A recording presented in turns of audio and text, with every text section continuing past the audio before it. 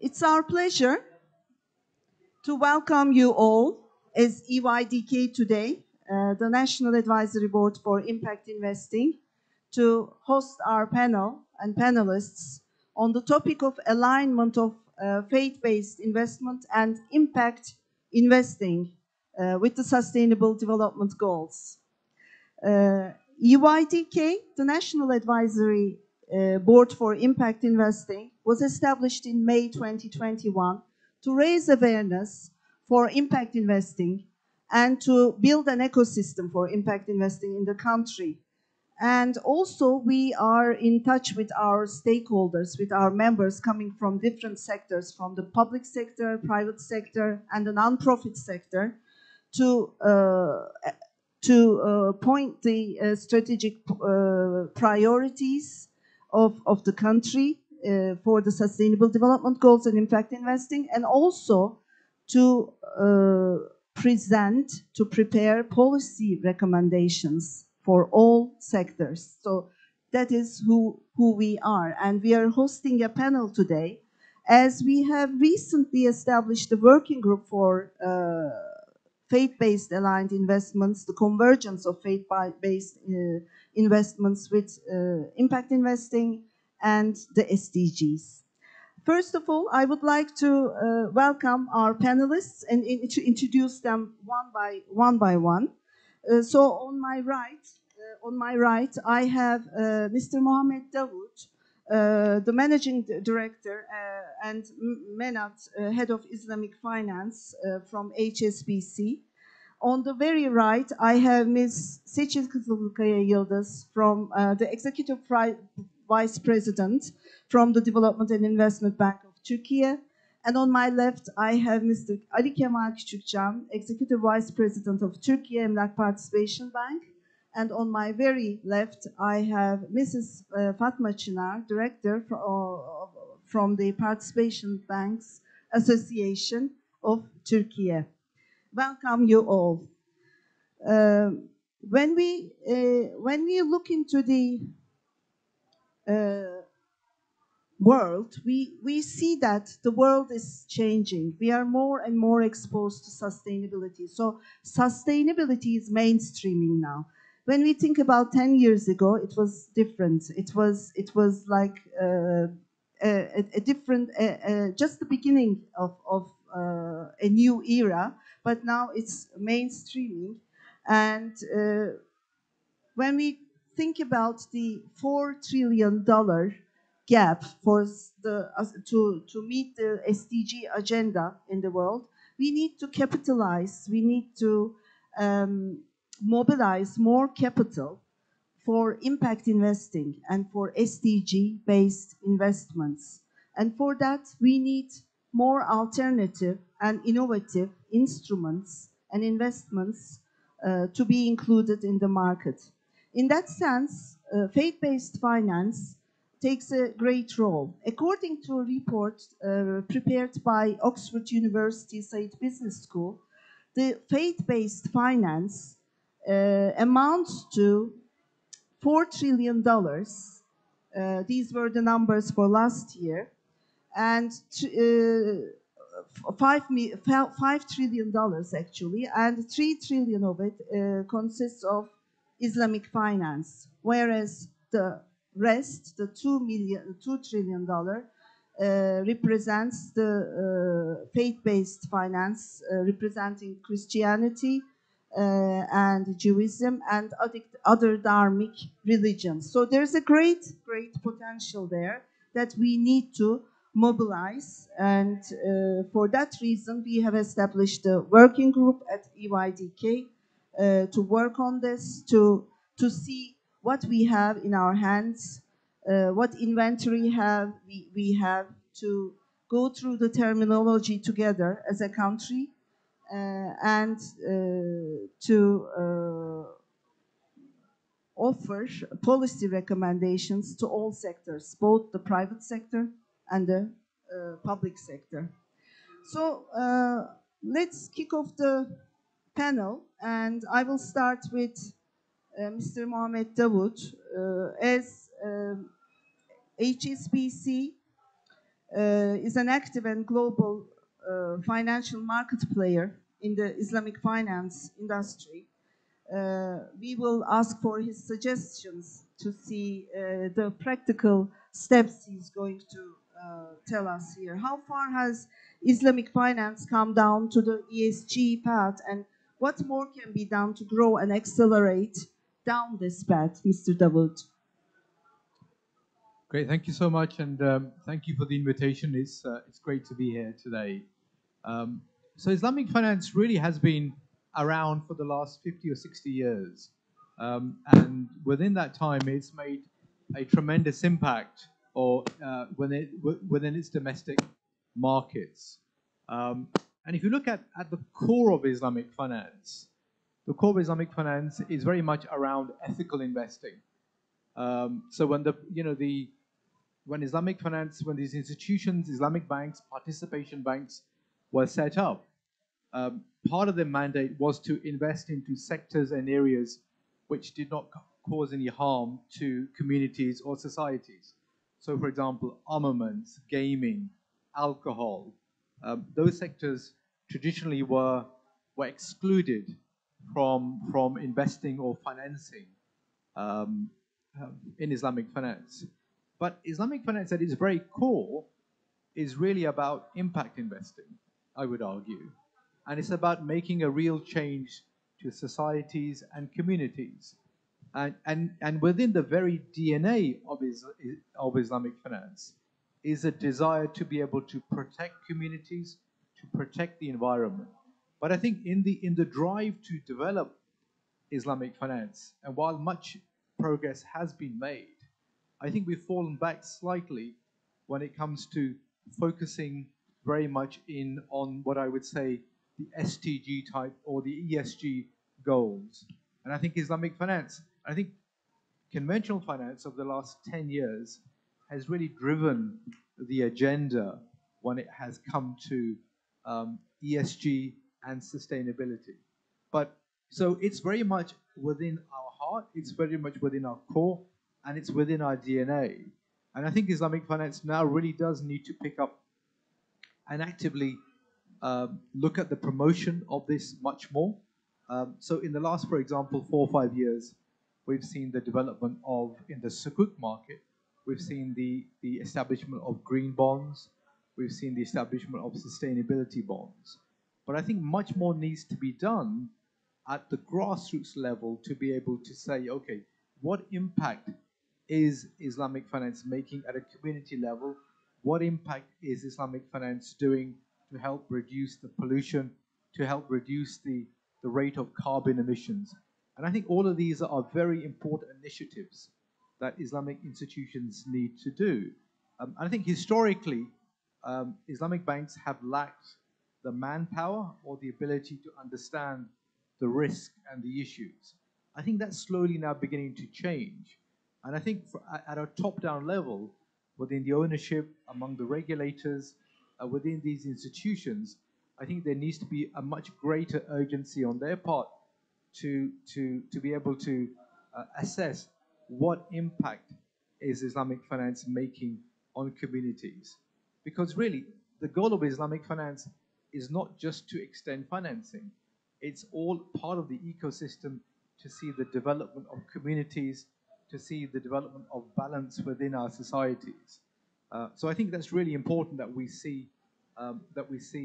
add on capabilities into Islamic finance to help this grow. So within the key KPIs of Islamic institutions, just as we don't, for example, finance interest-based contracts, I think it should be within the DNA of Islamic banks to come up with what I would suggest annual reports which assess the impact that is being made at a society level, at a national level, and what they are doing to promote the SDGs. Because, as I said, there is no contradiction between the SDG goals and Islamic finance or Islamic law. It's very much part and parcel. There's a lot of alignment and harmony. But I think we need to go back to our roots and restart and reapply the application of these core principles back into our societies, our communities, to ensure that we really are making a very meaningful impact there. Very, very well said, Mr. Dawood. As you mentioned that we need to reach out the grassroots to raise more awareness about the fact that there's an alignment, a natural alignment between the value sets of faith-based finance, including Islamic finance, and impact investing. Thank you very much for your first remarks. I'm now turning to Seçil Kızılkaya Yıldız to talk about, to press on the specific key instrument in Islamic social finance, which we call zakat. So, in your view, Seçil Hanım, can you kindly elaborate on the potential of use of proceeds from wakaf, and we have the wakaf institution as well, and zakat pools with relevant structures, and can they be transferred to the construction of cities affected from the earthquakes recently? Thank you very much, Şafak Hanım. I personally would like to thank you for bringing the impact investment into agenda of the country a couple of years ago. I also would like to thank the Directorate of the Climate Change for this very important panel. And I would like to thank you again for this panel, because Islamic finance is very much important in terms of ESG, and we need to bring it to the agenda of our country to further use it as a public finance tool going forward. Before coming how we can use the proceeds from zakat and wakaf pools for reconstruction of cities, I would like to mention a couple of words regarding the earthquake, which was the deadliest one in the history of country up until now, unfortunately. There were 50,000 of loss of lives, like 100,000 people were injured, and approximately 20,000 buildings were destroyed. The reconstruction of cities is very much important, of course, and for the investment of the reinvestment or recovery of the cities, there is about $105 billion is needed. This is for pure reconstruction, but it's for infrastructure and for residential buildings. And building a resilient city is not only reconstruction of the city, is not only a like green technology city, or is not only building good infrastructure. It's also building a city with social aspect, which is like, building a city with a good quality of life provided to everybody, good quality of education to children, a good quality of transportation.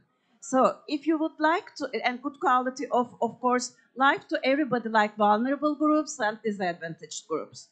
And if you would like to reconstruct a resilient city, then you need to further finance these aspects as well.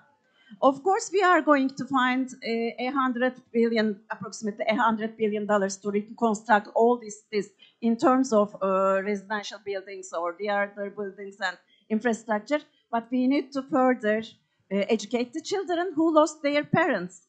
We need to get into employment the women who lost their families, which were not in the employment before then.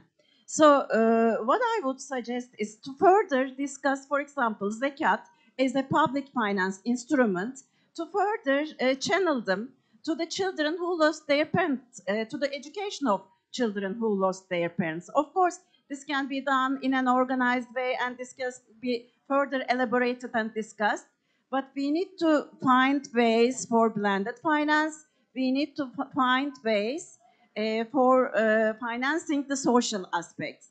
As Mohammed mentioned, actually, this is in our DNAs. The dynamics of the country is very much appropriate for that. And I think all wakafs and zakats proceeds can, not all, but some part, can be channeled on a voluntary basis to this kind of social development. I would like to keep it short, because I promised to Ali Kemal. But as a last word, I would like to, of course, tell that, zakat pools are very much important, of course, is among with the Islamic finance. And I think we need to further discuss it. We need to further understand how we can use it as a blended finance concept and how we can channel it to the education, to the social aspects, to create social impact.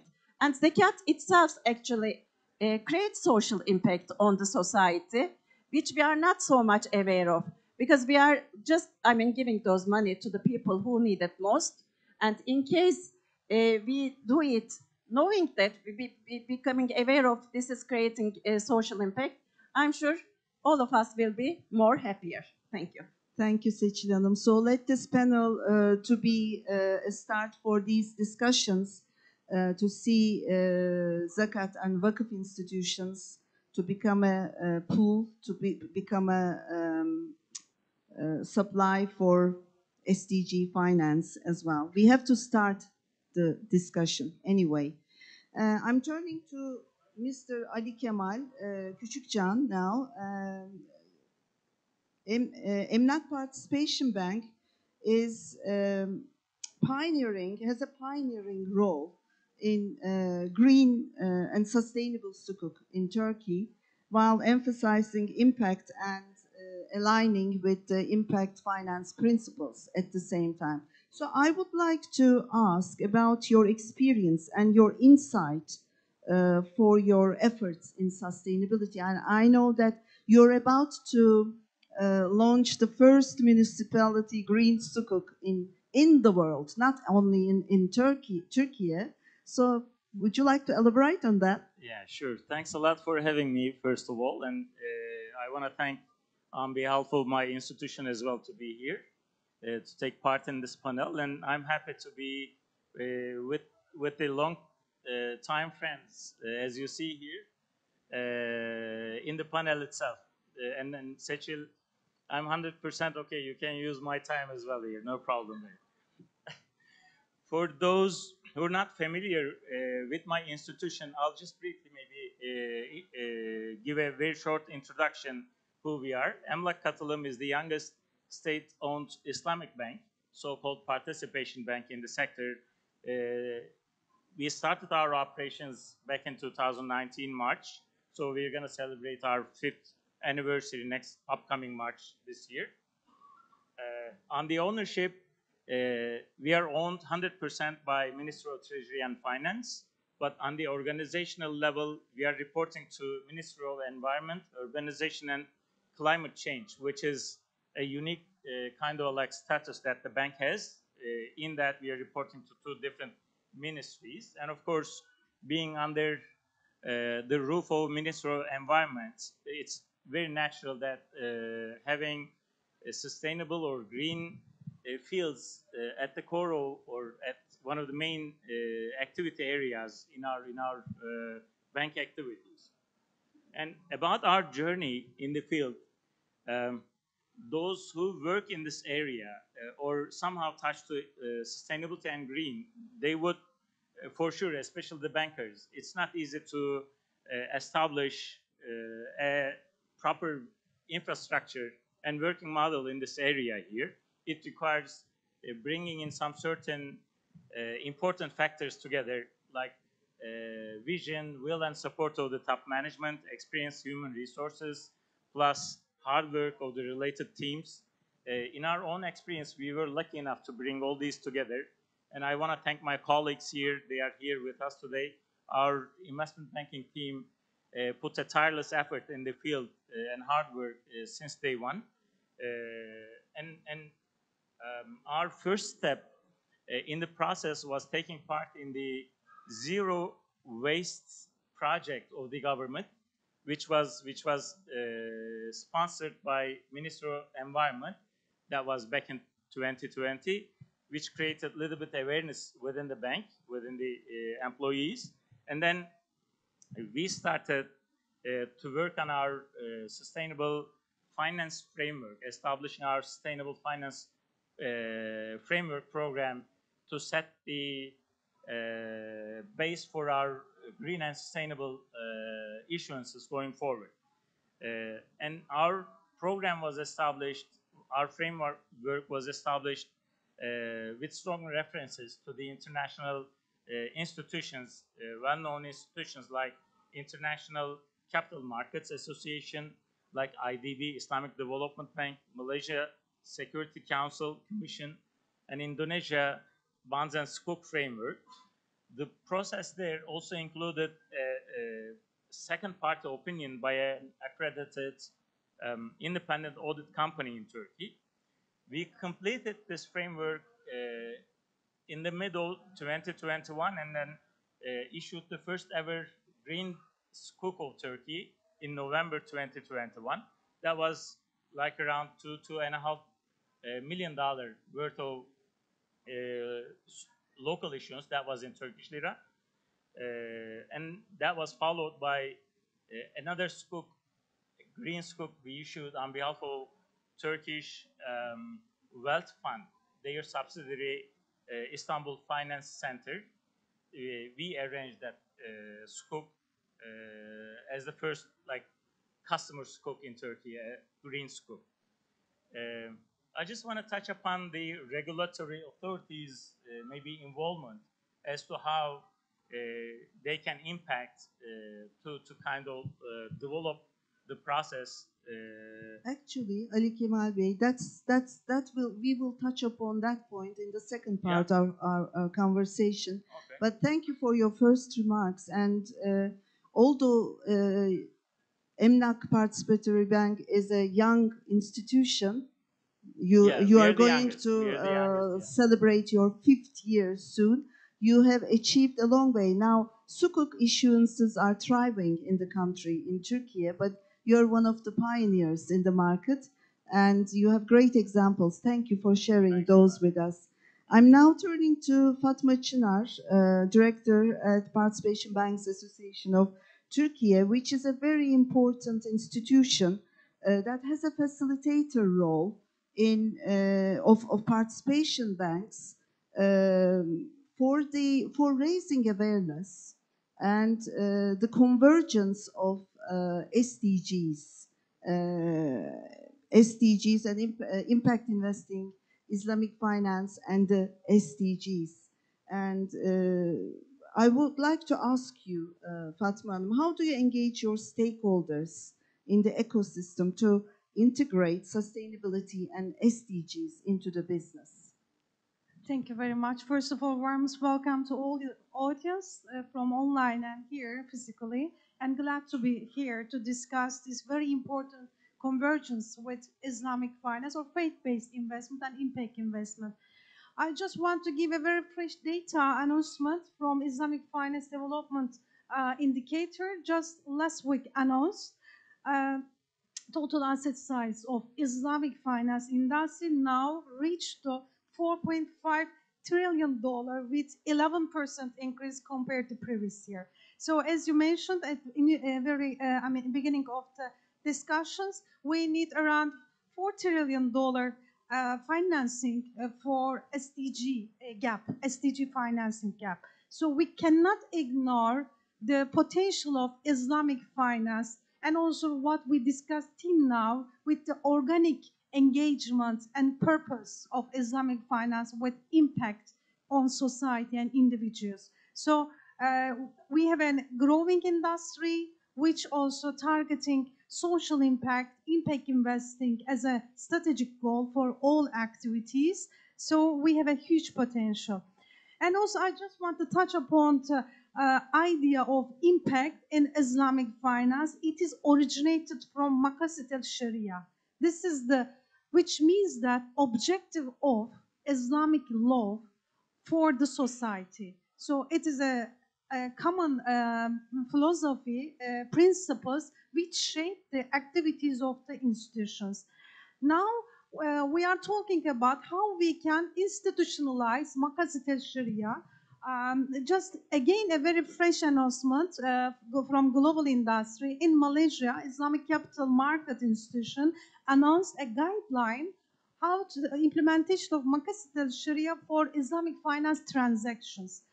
Which means that now we are much more closer and clear how we can engage with SDG agenda. And back to 2015, announcement of United Nations for Sustainable Development Goals, immediately Islamic Development Bank also announced their planned strategic alignment for UN SDG goal, which is a global goal for all society, universal goal.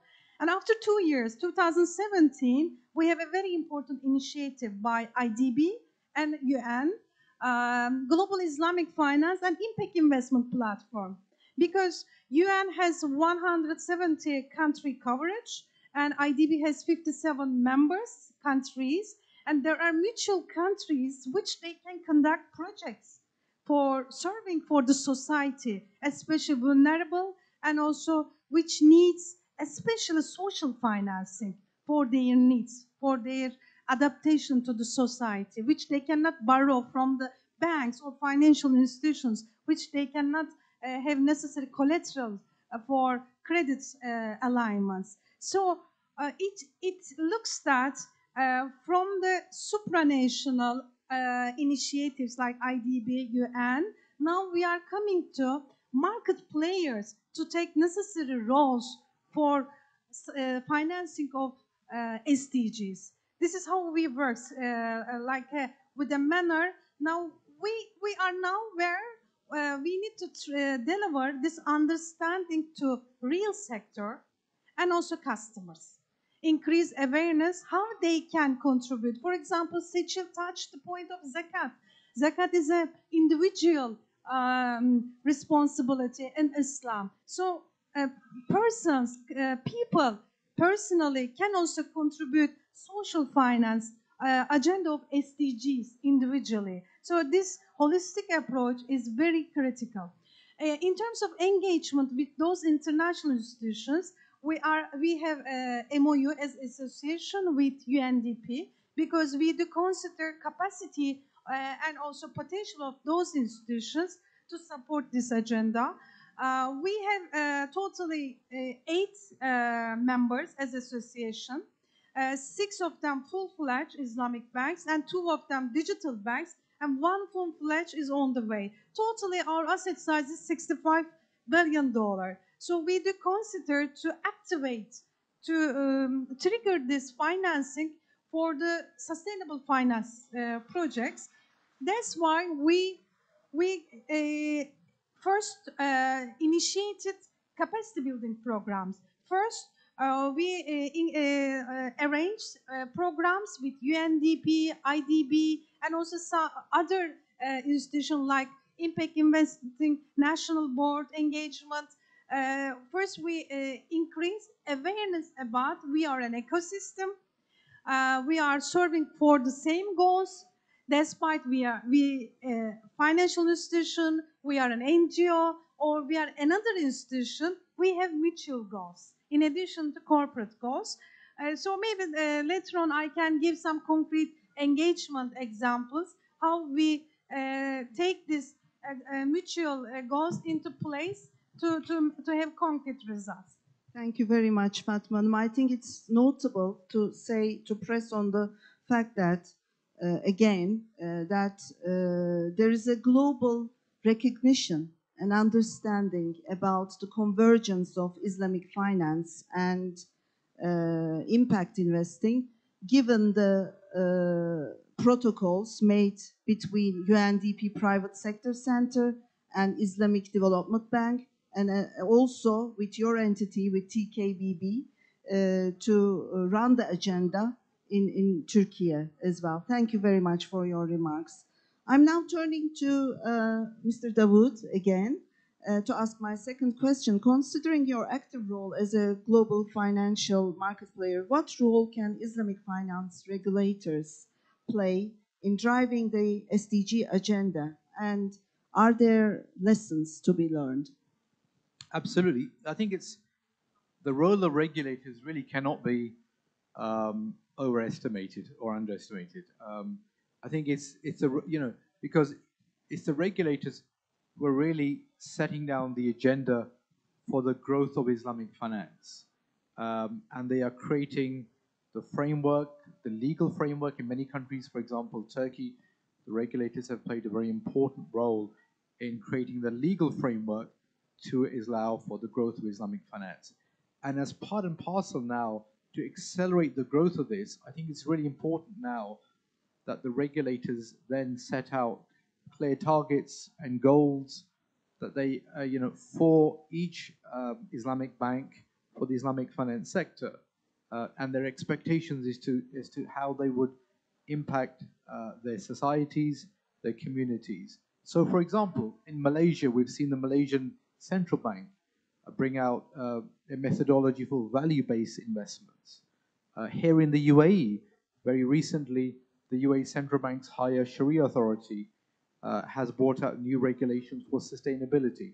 So there is an expectation that they want the Islamic banks to play a much more active and engaging role in helping to drive the national ESG sustainability agenda. And I think as part of that, it's really down to regulators then to help these institutions fill in the people's gap. So there is a people's gap. There needs to be people, dedicated people with experience and expertise there. And then I think then in terms of the expectation, in terms of how much of the financing book should be allocated towards ESG. And also then the central bank should then, I believe, set out targets for what impact these institutions are making there. I think the regulators also have to play other roles as well, for example, in the establishment of other institutions. So, for example, in social finance, we talk about social finance. Within Pakistan, there is an organization called Al-Huwat, which is set up on a private sector basis, focusing really on the underbanked, the economically disadvantaged people, and providing interest-free social finance, microfinance loans. That of the last 10, 15 years has now impacted more than 5 million people. They've provided more than $100 million worth of financing, and they have a repayment rate of 99.99%. In other countries where Islamic finance is present, I think the regulators can play a role by opening up social finance. They can play a role in nature-based solutions. So, for example, in Turkey, your textile sector is very important. Helping, for example, helping to reduce, for example, the pollutants that the textile operators use in the colors, in the dyes. There is a need to develop what I would say would be bankable solutions which Islamic banks can finance. So I think the regulators can play a role in helping to set up the infrastructure which would then allow these Islamic banks to serve and to finance projects which have been targeted. So the regulator's role, from my perspective, cannot be underestimated. I think it's hugely important. And I think, where regulators are focused on driving Islamic finance as a national agenda, I think ESG needs to be very much part and parcel of that. Thank you very much for sharing these facts. And I think the government, the public agencies play a crucial role to be the entrepreneur of these new concepts to be implemented in the markets, isn't it? And for regulators, regulation is the key. So we need that. For instance, microfinance has been implemented for like 20 years in Turkey. For the last 20 years by one foundation only. We couldn't yet produce any microfinance law. Maybe we should think about it. We should press on that fact. And in Turkey, actually, the finance office of the presidency is leading the way for Islamic finance, which is now existing in their strategy document, and also the Istanbul Financial Center has been established and announced, and it has two teams. One is Islamic finance, and the other team is fintech. So we are getting there. Turning to Seçil Hanım again. Would you please talk about the potential of the sukuk market? We know that you are very much into it, and we need to learn maybe more about the sukuk market, the potential in Turkey, and how can we deepen the market? What do you think? Thank you very much. Actually, the sukuk regulations is quite young. in the country. You know, the sukuk regulation was issued in 2013. It's approximately 10 years old. But starting from then, currently 14% of the prevailing issuances are sukuks among the debt capital products. This is huge compared to the other countries as well. In the worldwide, it's approximately 4/1000. And I would like to, as the country, we are among the 5 countries as per the sukuk issuances. And in Malaysia, for example, it's 63% of the entire issuances. In Saudi Arabia, it's 47%. Indonesia, it's 22%. In Kuwait, it's 22%. And in Turkey, it's 14%. The other markets are older than us. For the time being, having 14% of issuances in terms of numbers is quite huge number. And we are developing very fast, I would say. So to further develop the sukuk markets, I would give a couple of advices maybe. What we can do further. Actually, we need to expand the range of sukuk investors, first of all. So we need to structure the products in a way to make them more attractive to the investors. The first thing is this. And the second thing is, actually, there is no secondary market in the sukuk market, as Ali Kemal can agree. So we need to, it's illiquid market for the time being, the local sukuk market, and we need to make it liquid so that the investors should not have to keep them until the end of the maturity. This is very important for them as well. And we need the longer the term of sukuks. This is what we discussed with Fatma actually beforehand. But in terms of Turkish lira issuances, you know, the longest maturities are like 2 years. We need to make it longer for the investors who are going to invest it, who are going to finance their capex investments. And of course, we can make it like public offerings. I mean, currently we are selling the entire issuances to the corporate investors. So in case we do it public offerings, then the individuals would come and invest to sukuks. Again, as the development and finance institution of the country, we are the Development Finance Corporation of Turkey. We are very much active in sukuk market, and we are mandated to further deepen and develop the sukuk market and capital markets as well. So in that respect, we are ready to do further actually in terms of developing all this market. And in addition, I would like to mention again the earthquake.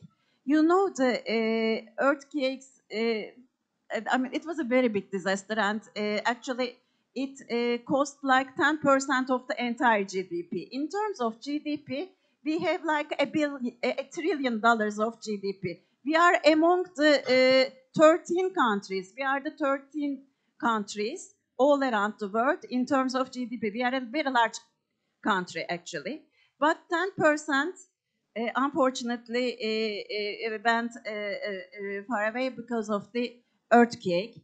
And now in 2023 and 2024, 5.5% of the entire GDP is growing out of these reconstruction expenses. Again, we need to further finance all these expenses. It's a huge amount. As I mentioned, for the reconstruction, it's like $100 billion, 10% of our entire GDP, I mean. So we are trying to structure some products like catastrophe bonds and resilient bonds, and we are actually currently discussing whether we can structure them as per sukuk structure, the resilience sukuks, for example, for reconstruction of the cities. For the social aspects, I mentioned Zekat, and Fatma agreed, and maybe we can further discuss how we can do it in social terms. And in terms of reconstruction of cities, we really need it, and for cat bonds and for resilience bonds, I'm sure we are going to structure them as sukuk structure as well, and it will be an example for the entire world, I guess. Thank you. Thank you very much. So to sum up, regulation is crucial. We need incentives and designing new products as well. Speaking of regulation, the need of regulation. Ali Kemal Bey, I would like to take your view about regulatory, the role of regulatory authorities to achieve the sustainable finance, goals, if I Sure. may say. Sure. Maybe we should give a message to the authorities. What would you like to say? Yeah, well, sure. Well, sustainability and green subjects are relatively new and being spoken about for the last decade and a half, maybe.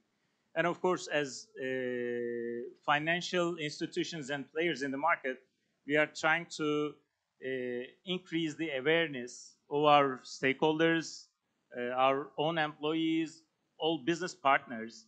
But of course, it's not enough. I mean, to be realistically speaking, with this standalone, I would say, efforts of just 10 to 15 banks, it's not going to be enough for sure. Not easy to convince all your business partners towards the same aim here. Therefore, it is very crucial and essential that regulatory authorities step in and create some motivation tools to bring people together, or business partners, community, all economy and ecosystem to move towards the achieved or desired goals, to achieve desired goals here, for sure. Just, well, these are ideas already that we share with the authorities in various different platforms. Just to give an example of 3 different authorities, for instance, if the tax authority itself creates some tax incentives towards green and sustainable, maybe scopes or issuances for the investors, out of their maybe earnings, they will pay less taxes. It's going to be important, and you could attract more investors to the issuances there to motivate, to enhance the number and the amount of issuances there. And from, for instance, BRSA's, the supervision authorities perspective, if somehow they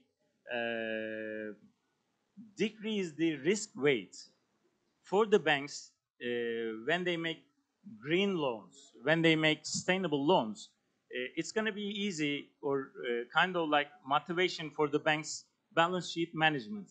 If you look at the portfolios today, if it is, I don't know, maybe 2%, 3% green loans, it will for sure enhance the green investments that the banks or the other financial institutions will make. Another example could be with central bank, for instance. As you know, almost all sector banks, for the liquidity management needs, we go and use the repo mechanism of central bank. Like we use our bonds or scoops as collaterals to get liquidity from central bank. If central bank kind of motivates the collateralization levels of green bonds or scoop issuances or sustainable linked issuances for achieving liquidity, that will for sure boost the financial institutions to invest in scoops, or like I said, green bonds or sustainable linked bonds. That will be maybe that's going to help to contribute to Seçil's comments about increasing the liquidity in the market in the scoop issuances. If it is by the central bank's motivation here, that will be a more, I would say, deeper maybe market for the scoops there.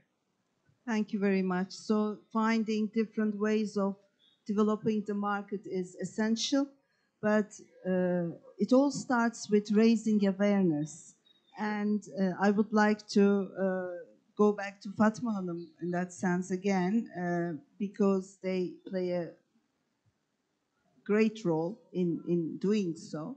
So how are the activities of your institution supporting the internalization of the and adaptation of the sustainable finance in Participation Bank? How do you raise awareness? How do you plan your activities to inform your ecosystem and communicate these principles or these kind of notions to your ecosystem?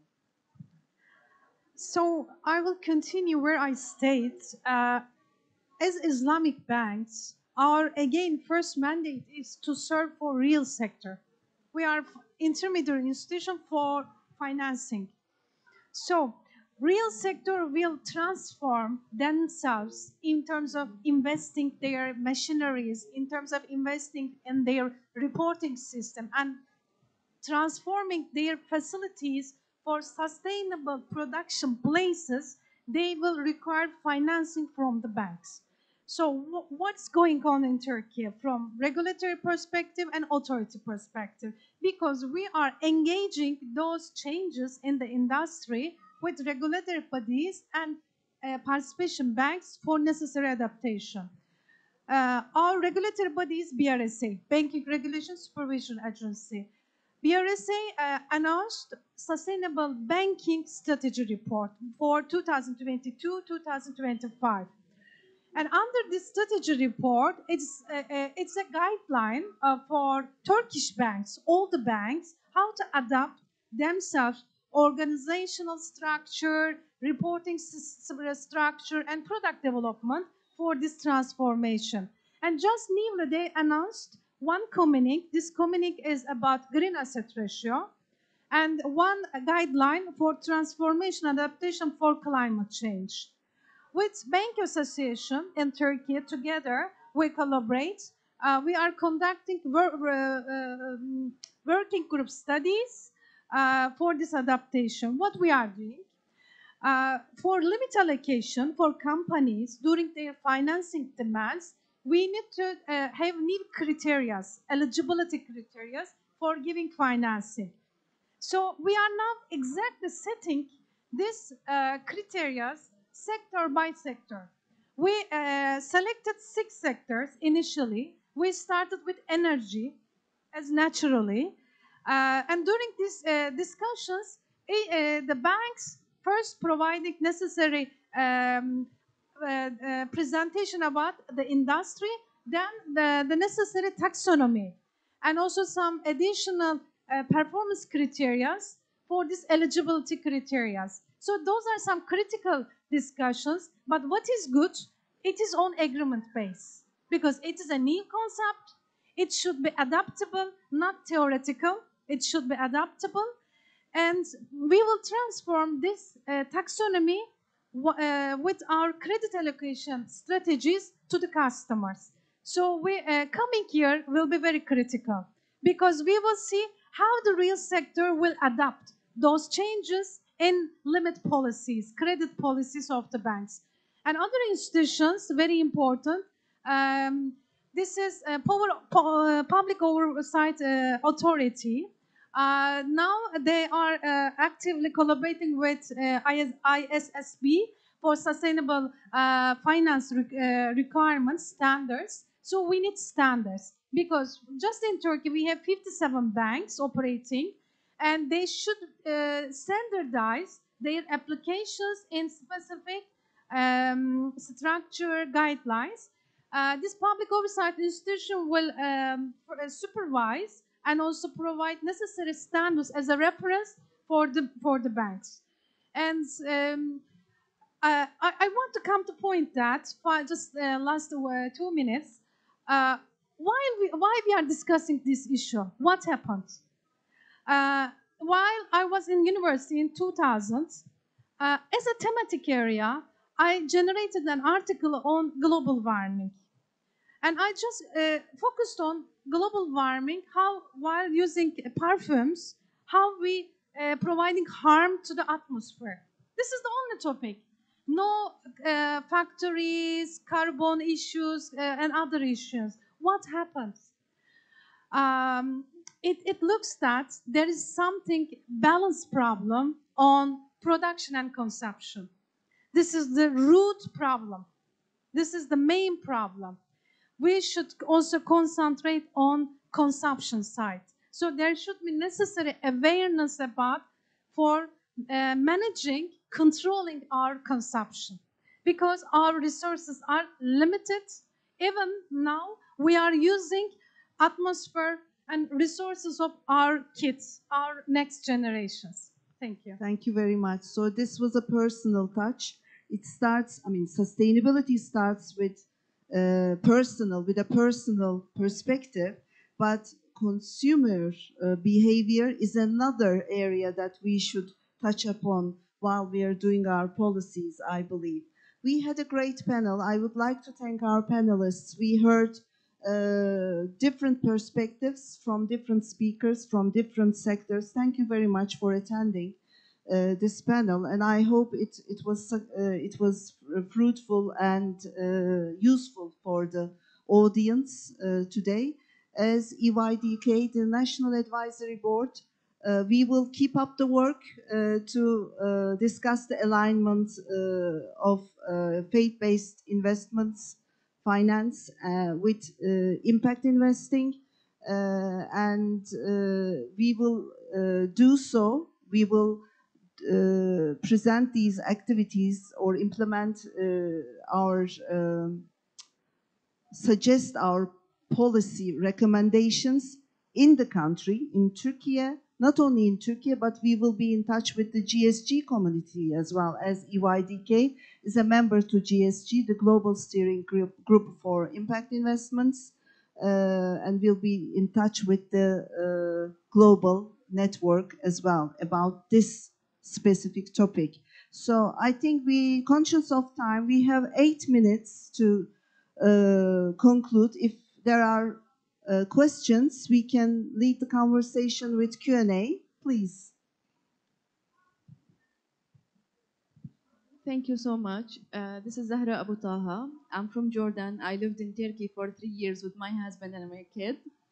So what I noticed in Turkey, it's just like my country, you have like a huge amount of youth. The population percentage is like youth community. So for the panel, what are your plans or even like the policy toward youth and supporting green entrepreneurship? Do you have any special incentives for them or special programs for them, like less hardness criteria for accepting loans or supporting? And my other question for you, Fatma Hanem, the 6 sectors that you spoke about, one of them is energy, the rest sectors, what was there? Yeah. So let's give the floor to Fatma Hanım first to answer the question, and then I will try to, if I may, answer the question about youth unemployment particularly. According to the Banking Regulation Supervision Agency taxonomy requirements, all the sectors should be classified with necessary adaptation for low carbon transformation. Mainly, we are taking reference of UNEP, United Nations Environmental Program requirements.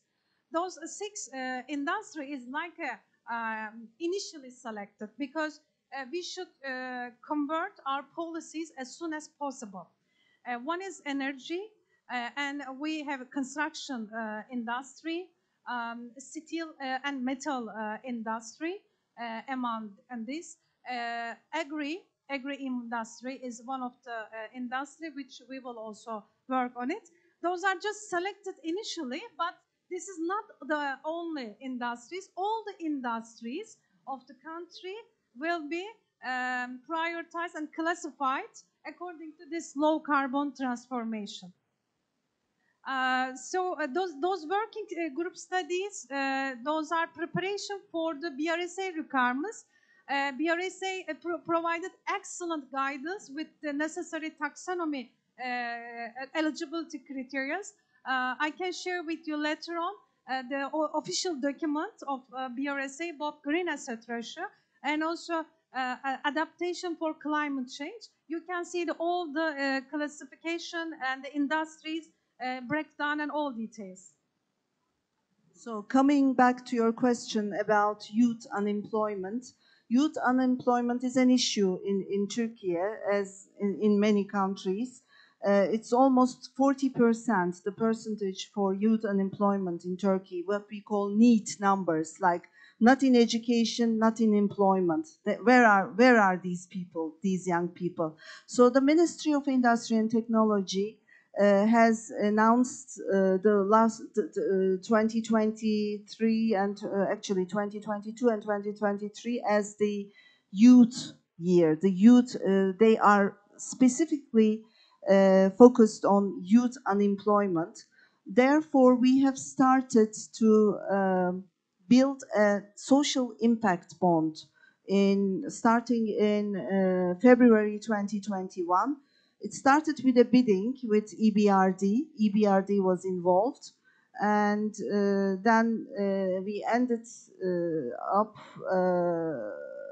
structuring a bond, first doing a feasibility study for 18 months, and then structuring a social impact bond about youth unemployment in Turkey, focused on digital talents, especially coding. And this was then delivered, actually signed. The bond was signed in this summer, and launched in August by the Ministry of Industry and Technology, where Bridges Outcomes Partnerships acts as an impact investor, and Istanbul Development Agency acts as an outcome payer, and we have a service provider. So it's a pilot project, it's a small project, but it is important because Turkey never had such a contract before. So now we do have it, we do have the pilot, and it's going to be scaled, of course. Scaling is the second part of it, although it was a little project in the beginning. That is a good tool to start with. And I know that you're from Jordan, aren't you? And there is a SIB, a social impact bond, delivered in Jordan as well. Maybe we can talk about it later. So I think we're just almost there. So I'm just wrapping up the panel, if I may, if there are no more questions. There is one more question, gentleman in the back. Hello, Halil Metin from private sector, Turkey. Thanks to all participants, and thanks to Fatma Hanım, I got very good sentence from you. What happens? Why now we are talking about carbon and emissions? That's the right questions. And for the private sectors, the main questions for motivational bosses, really they don't want to be involved, and they don't want to make investment in a short time. And now there is a big stress for taxation till 2026. We have just 2 years. And now really we don't have any tool to get support from our bosses. Because of that, we would like to know what kind of support that we can get from bank, from government. That's the key point. Thank you. I think we need someone from the government here, but maybe next time. So I will leave the floor to Fatma Hanım. So definitely this agenda also discussing with the Chamber of Commerce in Turkey, who are representative of real sector, because you need special packages, special financing to make necessary financing from the banks, at least at transformation period. And also there are institutions like Credit Guarantee Fund, and also just newly Islamic Credit Guarantee Fund established. Those institutions also studying with Turkish Treasury special guaranteed packages for sustainable finance transformation. The eligibility criteria for getting this financing and this collateral will be if as an institution you will utilize this financing for this transformation. So definitely the government bodies with Turkish Treasury, with Chamber of Commerce, and also Turkish banks coming together, having some workshops, some programs, how we will manage this adaptation. You're right, the main big work will be done at your side. We are just talking about how we can be intermediary for this, maybe some advisory also solutions, because awareness in financial players is much more than you. So I think we need also some awareness programs, capacity building programs, at least prepare yourself, strategize yourself for this adaptation. And also, just back to you, we have also advisory companies. They are also putting sustainable finance as their core issue at their agenda. So they are also supporting the industry. Thank you. Thank you, Fatma. So raising awareness, it's a marathon, never ending. Thank you very much for your participation and the wonderful questions, and to our panelists again, thank you. Have a very good day.